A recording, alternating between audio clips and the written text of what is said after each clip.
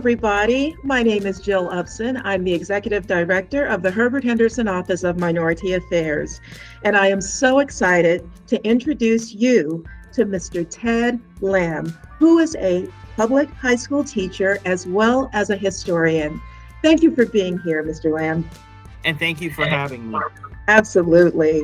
So, we're going to have a great Black history discussion, and we're just going to jump right into it with the questions. So, the first question I have to ask you is, how does a non-minority public school teacher develop one of the leading history pages on social media that prominently features Black history?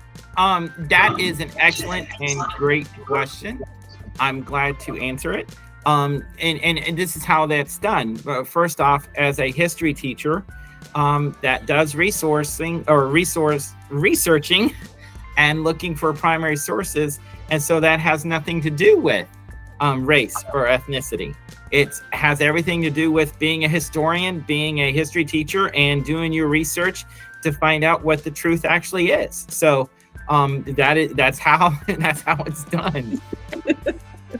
Well, that's a great answer and a great attitude, and I just hope that other teachers follow suit who aren't already doing so. So my next question to you, and I, full disclosure to the audience, I have been following your history page now for over a year, and the content is just absolutely fascinating. I was on there today looking at the Buffalo Soldier information, and it's so fantastic. And so I have to ask you, though, you're doing right now during Black History Month what you call Black Patriot Month. So tell me, how did you come up with that idea, and what does it involve?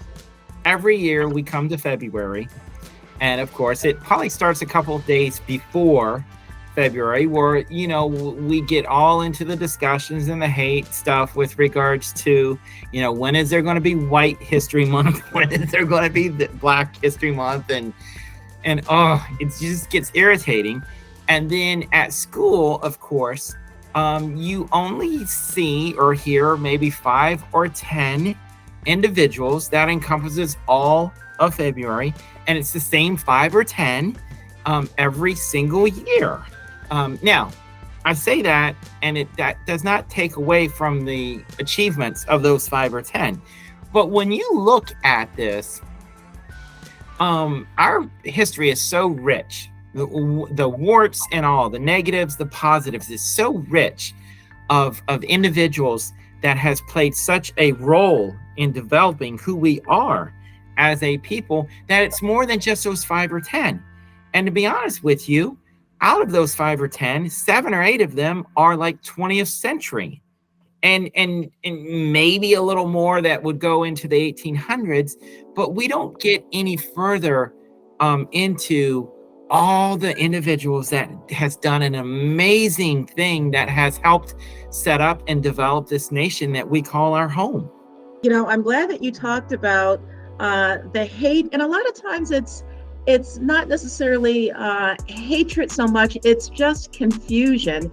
And you get this knee-jerk reaction from people. I was kind of looking at my timeline a little bit yesterday when the Super Bowl game was being played, and the Lift Every Voice and Sing, which is a hymn, was sung. And, people were just absolutely just losing it on Twitter about the singing of this song. And I'm like, man, I'm busy right now. I don't have time to educate all these people.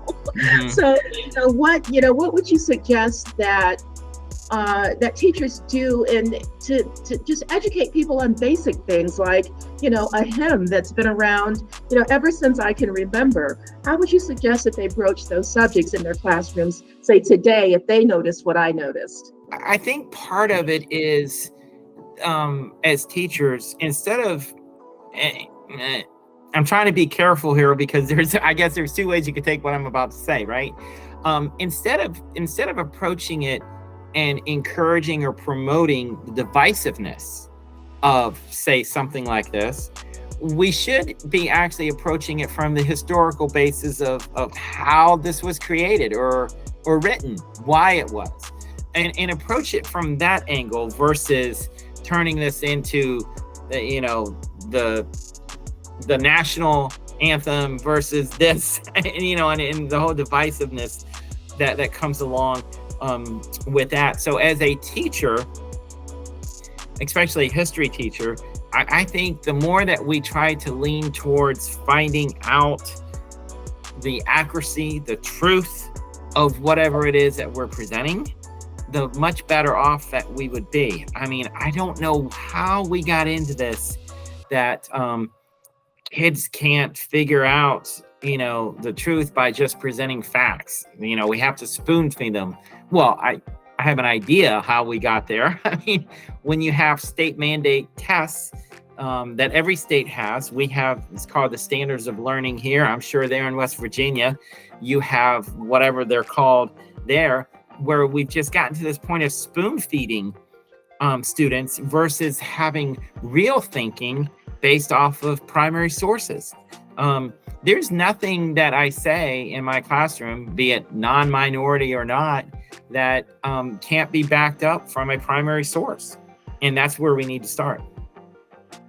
Okay, so that gives me the perfect segue into my next question, because I know, just having spoken with you leading up to this interview, you talk a lot about the importance of primary sources and how you emphasize that your students conduct their research using primary sources. Please explain to our audience why using primary sources is so important. Primary sources are so important to use because, for one, those sources actually tells us exactly what was going on in the mind of the individual, in the mind of the country, in the mind, and it gives you an insight, a glimpse of what the issues were and what were the side issues with that as well. Now, some will make the argument of that primary sources has its own biases and so forth. That is not why you read a primary source. It is not my job to read a primary source to try to figure out what their bias is. And when you do that, unfortunately, you start to put in 2024 values into, say, something you're reading that was created in 1841. And that's what we're doing today, and we're making a mess of it. I tell my students all the time, you're going to read primary sources that's going to make you mad. It's probably going to send chills down the back of your spine. I've read a couple the last few years that I'm like, what? You want to say a few choice words. But even I would have had to stop at that time and say, well, wait a minute, put your morality, put your value system in check, read it for what it is, try to get a grasp of what's being said, even though it might seem so out of place, but that is the reality of where it was at that time. And so we read primary sources because they are the best window to know what actually was going on. Whereas a textbook is someone's interpretation or inferences of the things. And the problem with that is I've caught so many misleading or wrong facts in a textbook. I'm not saying that they were intentionally meant to be. I don't know. But, any chance I can get to go to an actual primary source, that's where I'm going. So how do you, it's natural to look at history through today's lens. I mean, that's what we know. And so unless people are students of history, they're going to look at it from, the window of, February 2024. So how do you get your students and other people who may be watching this to kind of remove the mask of today's thoughts and ideas and understand that you're looking into a window of a different period? I would tell anyone that, be honest with yourself, put on an objective lens and start to approach it from that standpoint versus your political hat, whatever persuasion you are, or to try to see something through a lens of to prove your point kind of aspect. That's very important. I mean, there's been a couple topics in history that I have over the years. I have went from this position over to this position, back over here, just because of what I've learned. But you have to be intellectually honest to be able to do that. When you read and you learn, that it's okay to be in a different spot at this point, if you're being intellectually honest. Now, one thing that people could do that would actually help them tremendously is that our founding documents, which is the organic documents, the Articles of Association, Articles of Confederation, Declaration of Independence, and the Constitution, all of the language in there, and that's the other thing too, we say, oh, kids can't read this stuff today because the language is so far removed. Well, there's an easy fix. Noah Webster, yes, the dictionary guy, but the original dictionary guy, he wrote his dictionary in 1828. It took him over 20 years to complete it because he was very thorough in all of the words that he used. Now, why is that important with our founding documents? Because the words and the definitions that he used were the same usage of the founding fathers in those documents. So if you want to understand the proper meaning of those documents, take words out of those documents, compare them to the 1828 dictionary, and there you go. Wow, that is really fascinating, especially with some of the Supreme Court rulings that have just come back. It makes you wonder if they are referring to that original dictionary as they're interpreting the Constitution and how it applies to today's laws. Really fascinating stuff. So I'm going to shift gears a little bit here. And I know that you cover all of history in your class, but I know that you have a specific interest in the American Revolution and the Constitution era, which we were just discussing. Can you tell me how Black history gets woven into the American Revolution and the Constitution era? You don't have 6 hours. It's amazing because at one time we knew, and we don't anymore. But when you look at and it's clear if you're just willing to open your eyes. For example, we know that there were many Black Americans that actually participated and did amazing things. For example, for the audience, if I could ask the question, when was the first Black American ever elected to a state legislature? Most people would argue and say, oh, that's got to be in the 1900s, or that's got to be after the Civil War. No, it's 1836. We also have an amazing gentleman by the name of Wentworth Cheswell, who was known as the Black Paul Revere. He rode more midnight rides than Paul Revere ever did. He would ride up and down the East Coast giving the Committee of Correspondence, which was the letters that the colonies were being able to communicate with what was going on with the British. If he was ever caught, that's high treason. But for him, he was elected and a local elected official for like 40 years straight. Now, why is this important? Well, if we listen to what is being said today, predominantly that, Black Americans or African Americans, they were just slaves during this time. That is not true. That's two examples right there.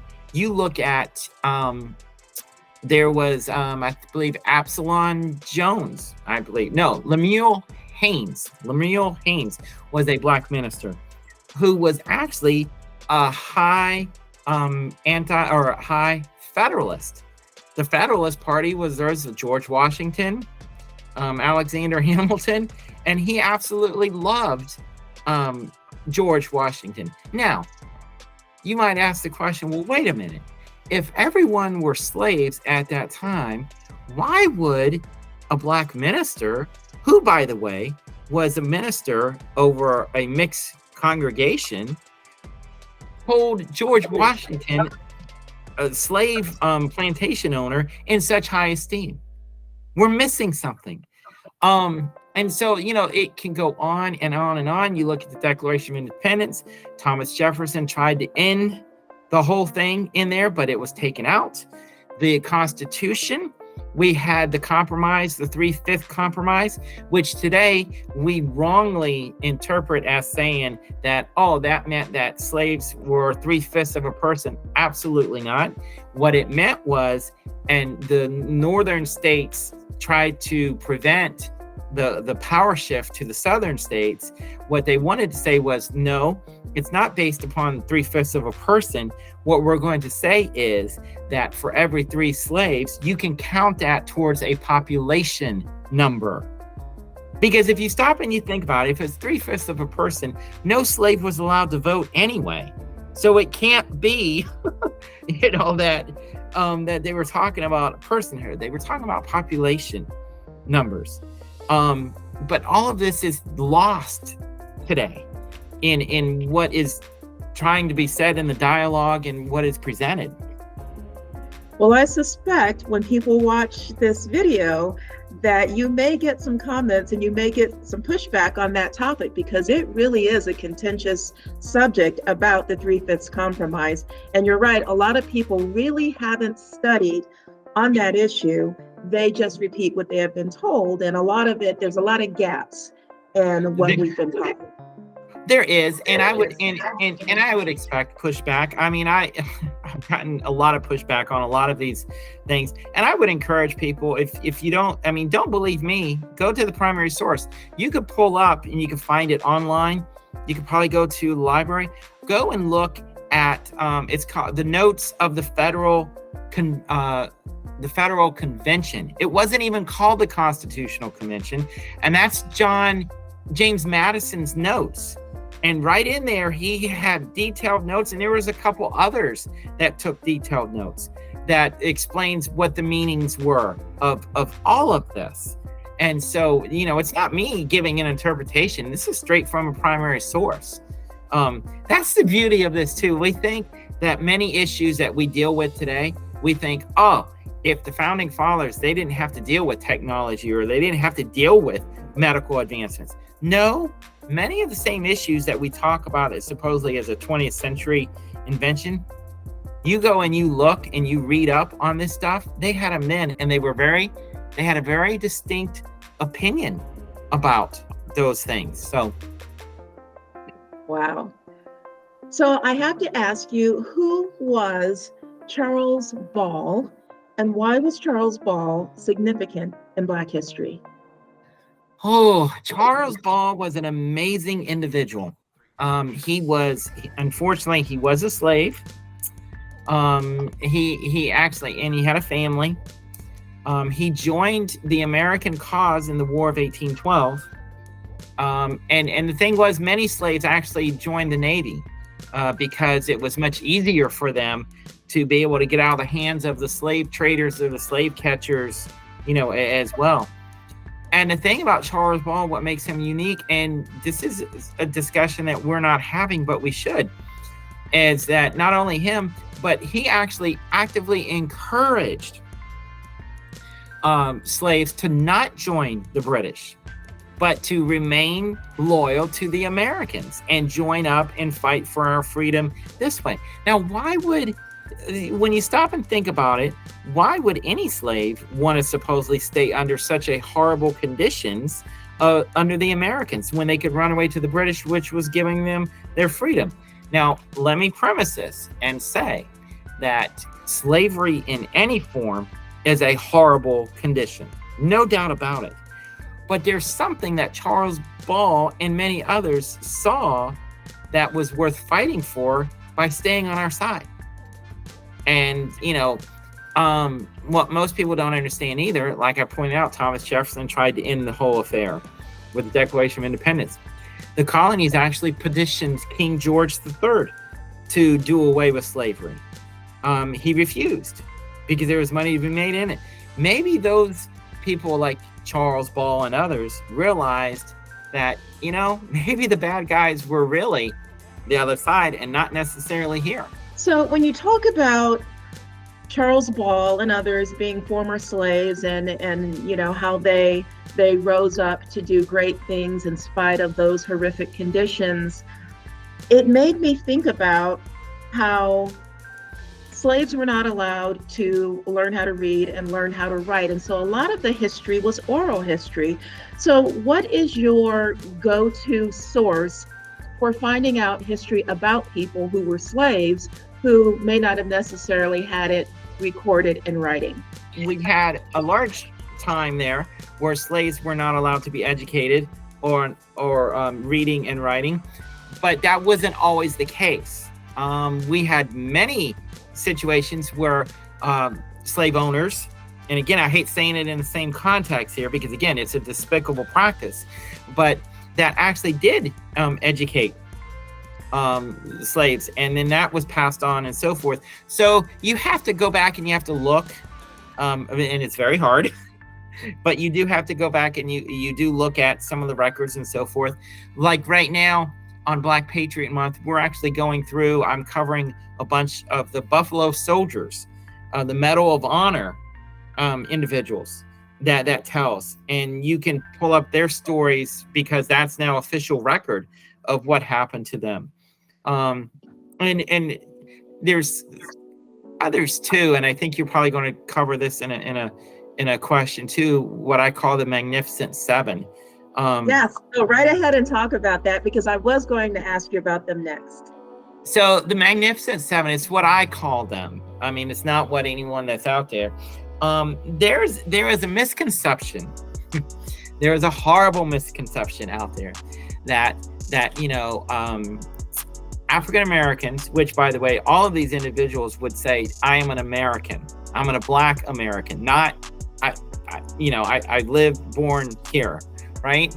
And so the Magnificent Seven were one or two senators, and the rest were House of Representatives. They were elected from deep South states right after the Civil War, right during the whole Reconstruction and Jim Crow laws. Now, here's what's interesting about some of these individuals when they started coming on. You would not have known it, but they were slaves like 5 years before, but they stand up in the halls of Congress and they speak so eloquently on the issues. The Civil Rights Act, yeah, believe it or not, we had one in 1875, not 1963, but the Civil Rights Act of 1875 was debated, and many of them, these seven, stood up and went toe to toe against formal slave owners and against even against the vice presidency of the Confederacy, Alexander Stephens. And you just wouldn't know it. And so the question comes to, again, if we're being objective, how could they speak so eloquently? How could they know so much about history? Unless there was a path of some way of education. And we look at this and we read what they said, it's just absolutely amazing. But again, that's not coming out because, we want to say that, Black Americans have always been Democrats. Not true. There's another one thing, and it's going to be coming out, spoiler alert, on one of the posts where there was it's about the size of a baseball card, right? And so when we talk about the KKK, we talk about that, how they only lynched Black Americans, or at least that's what the discussion leads you to believe. But there is an actual baseball card size that had the image of every single Republican that they wanted to take out, and they would pass these out to make sure that you fall. And guess what? Black and white. It wasn't an issue of race. It was an issue of politics. They wanted to take out those Republicans. That's also going to be a post that's coming up as well. So, you talk again, the Magnificent Seven. The primary sources, the historical account does not line up with what we are hearing today. Right, and that's an excellent point. And I think that sometimes that gets lost in what's being taught now. And even when I was in high school a very long time ago, what was being taught in the history books, our Black History unit was just that. It was a unit that was covered, for a very short time. And then we didn't talk about figures from Black history at all. I think I learned about Crispus Attucks is who I learned about in elementary school. And then after that, it was just Martin Luther King Jr. every single year, year in and year out. So this is just really fascinating information. And I would encourage people who are watching to follow your History Moments with TED page, because you will get quite the education. And also it inspires you to continue to do your own research. So I want to ask you one last question before we wrap things up. And I know that in kind of researching for this interview, I watched some of your videos where you're speaking, about yourself. And one of the things that you said is that you believe that Black history is American history and that it should be incorporated into each and every history unit that's in the classroom. So what can teachers do to become more knowledgeable and conversant in Black history when some may not have received a strong foundation in Black history during their own years of being educated? First and foremost, and you just said it, one way is if you're on social media, Facebook, look us up, History Moments with TED. And, on there, I would say 95% of all the material, and Jill, you could disagree or not, or confirm, 95% of it is primary sources. So I'm all the time encouraging teachers to get information straight from there. Get it from there, look it up, start reading it up, let it go down a rabbit hole on some of these things. But my thinking is, how could you not include or say or mention Wentworth Cheswell in the same breath as Paul Revere? I mean, Paul actually, he gets more credit than what he should be, because actually on the night that he went to Lexington and Boston, he actually got caught. It's Henry Wadsworth Longfellow, the poet, the writer, that kind of gave us the whole poem about Paul Revere's ride that has blown that up. Why wouldn't we talk about an individual that made multiple rides, up and down the East Coast?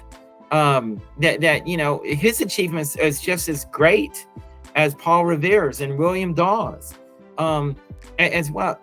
If we're being objective and if we're presenting real history, you have to include these individuals in these different units, because they're part of, there's just no way around it at all.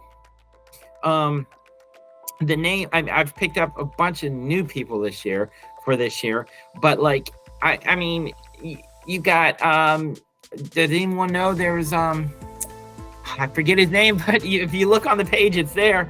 But there is an individual that was a major,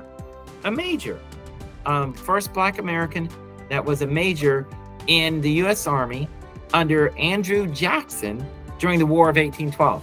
In fact, that major held the right flank of the American line.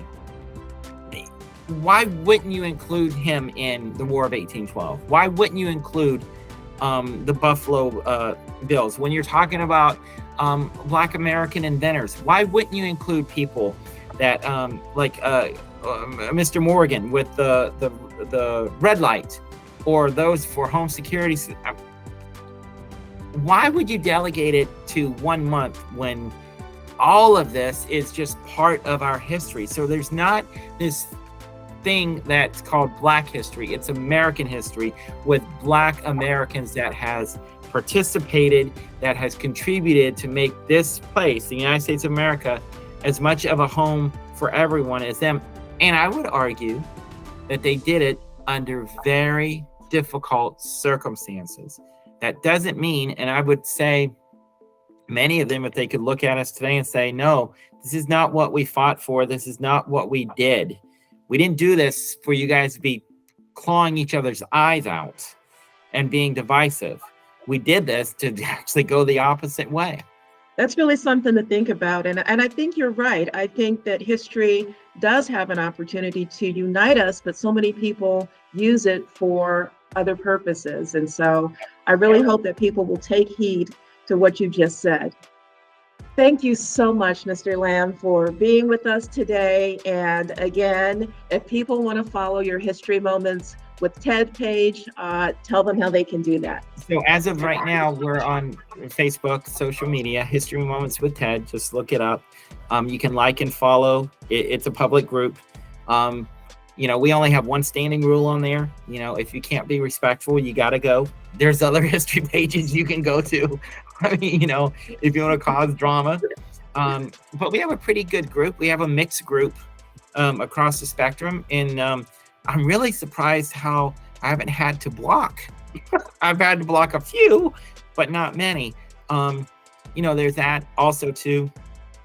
And we have some things coming down the pike too that I'll share in the group, to where there's some opportunities to take the idea even further out than just a simple social media group as well. So stay tuned for that as well. So again, it's History Moments with Ted. It's on Facebook. Just like and follow the group. Also too, and I know most people don't do this, but I have no fear with this. You know, I'm open to any questions that your audience would have. They can contact me through email, tjlam1@protonmail.com. I'm on Facebook. Personal message me. I'll give you telephone numbers or, you know, whatever for to have a discussion. The problem is we don't discuss anymore. We want to fight and argue and rip each other's heads off. Over what? Over what? To have an outlook to divide and for political purposes or means? That's not anything near what the original intent of what this nation was supposed to be. Hear, hear. And what a generous offer. So we will make sure that that email does go out to people who have questions. I suspect that people may post comments and questions right underneath this video when it premieres this coming Friday. And again, I want to thank you so much for what you're doing and exposing your students to Black history and helping people you know, through social media to increase their Black history knowledge and American history knowledge overall. So again, Mr. Lamb, thank you so much for joining us. Yes, and thank you for having me.